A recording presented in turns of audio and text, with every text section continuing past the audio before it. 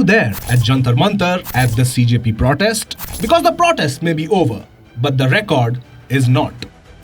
Faces were scanned, phones are under the scanner, CCTV footage is being analyzed. Chats, social media posts, mobile data, facial recognition records, all of it is now part of the investigation.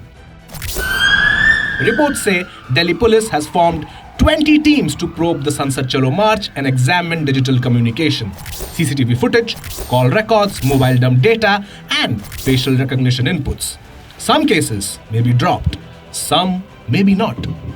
So, here is the real question. Were you a peaceful protester, or did your face, your phone, your post, your forward, your location put you inside a file you don't fully understand yet?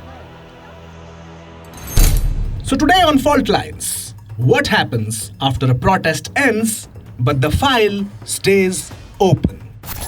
Now, let's lay out what is actually happening. First, the speech cases. A Noida woman, Ruchika Singh, has been booked over alleged objectionable slogans targeting Prime Minister Narendra Modi during the CJP protest.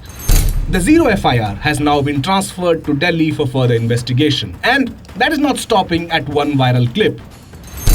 Reports say the Meta India head has also been named in an FIR linked to allegedly morphed and objectionable content targeting the PM on Facebook and Instagram during the protest. So, the message from the state is pretty clear.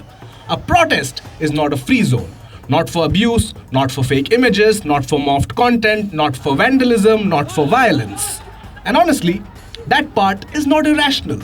A democracy has to protect protest, but a democracy also cannot allow protest to become a mask for mob behavior. That is one side. Now, let's look at the other side. Delhi police has also widened its probe into the Sansad Chalo March. Reports say 20 teams have been formed.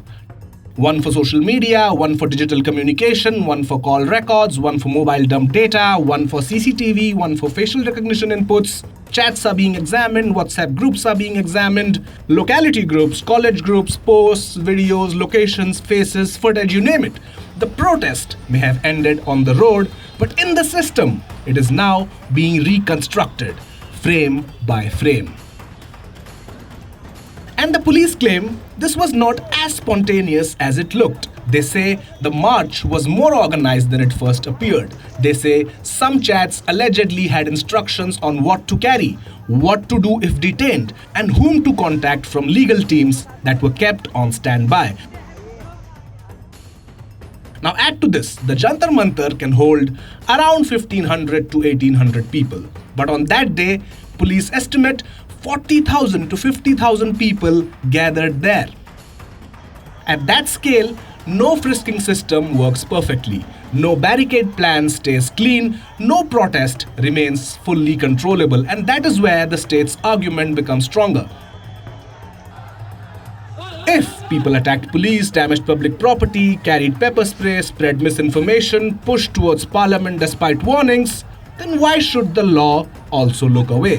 Why should peaceful protest become protection for those who hijack the crowd? But now flip it, because in today's India, a protest does not only leave slogans behind, it leaves data. A face in a camera, a phone near a tower, a WhatsApp group, a forwarded message, a post, a location ping, a video where you might be visible for only 2 seconds. And maybe nothing happens today. Maybe nothing happens tomorrow. Maybe you move on, you go back to your college, you prepare for your exam, you apply for a job, you apply for a passport, you plan foreign studies, and then one day a notice arrives, a summon arrives, a police verification gets stuck, a background check asks one question you were not ready for. Were you there? Now, just to be clear, the NSA order in Delhi has also created panic. But police say the extension is routine and not linked to the CJP protests. Still, the NSA gives preventive detention powers in legally specified areas, and that is why even a routine extension feels different in the middle of a protest crackdown. So, this is the fear. Not that every protester is guilty, not that every FIR becomes conviction, but that once your name appears, your face or phone or post enters the file, you may not control when that file opens again. Now just breathe for a second. An FIR is not a conviction. An FIR does not mean you are a criminal. And legally, just being named in a case should not automatically destroy your passport, your job, or your future. Courts have repeatedly said that a mere FIR or an investigation is not enough to refuse a passport. The problem usually becomes serious when criminal proceedings are actually pending before a court. That is the grey zone. On paper, you are innocent, but in life, you are explaining yourself to passport officers, to universities, to employers, to parents, to your own future. And that is why this matters for students, because even if you are acquitted later, even if the FIR is closed later, even if nothing comes of it, the record may still ask you to declare it somewhere. So, July 20 was not a clean story. It was not one side good, the other side bad. Protesters were injured, students were hit. There are serious allegations of excess. But security forces were injured too. The government has told the court that around 250 police personnel were injured during the protest. So, this is not a poster. This is a grey area, and that is exactly why the Supreme Court matters here. The court has asked that records be preserved, including surveillance footage and protest-related data. It has also directed the center to preserve the RAF ammunition log from the Jantar Mantar protest that day.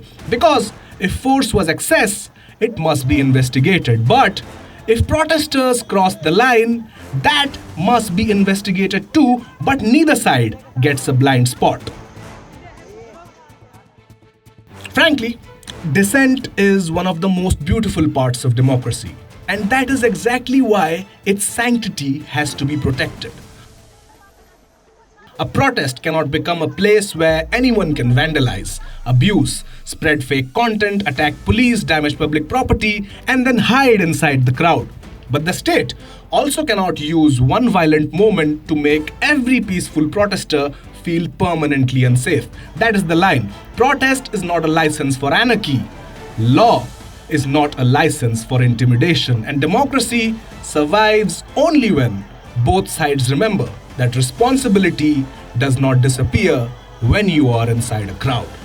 You are watching Fault Lines. I am Abhijit.